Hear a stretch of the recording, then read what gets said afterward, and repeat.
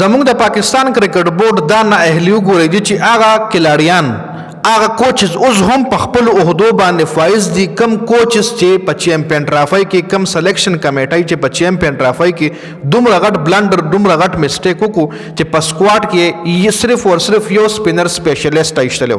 لکه دا یو ډېر غټ بلنډر ول زه کوم چې پرون د نیوزیلند او د انډیا چې کم فائنل میچ شوی دی په هغې کې د انډیا فاست بالرانو چې کوم هغه په صرف او صرف په 12 اور کې 104 رنزونه ورکړي دي.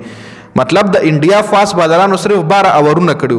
هاردک پانډیا او شامی 12 اور کې د 104 رنزونه کنسیډ کړیو او 38 اورونه انډیا په سپینرانو باندې کړیو. او په دغه سپینرانو بیا د نیوزیلند بیټینګ راټینګ کو راوینیو. دغه د نیوزیلند بیټینګ سپینرانو راګیر کو. اور بل طرف ته زمون کوچ عاقب جاوید او سلیکشن کمیټي مشر عاقب جاوید پاکستان سره په سکواډ کې یو سپینر لګلو. یو سپینر ابرار احمد سپیشلیسټ جی. لکه دا یو ډېر غټ مسټیک شو. هر ټیم ځان سره 2-3 سپینران سپیشلیسټ ساتلیو.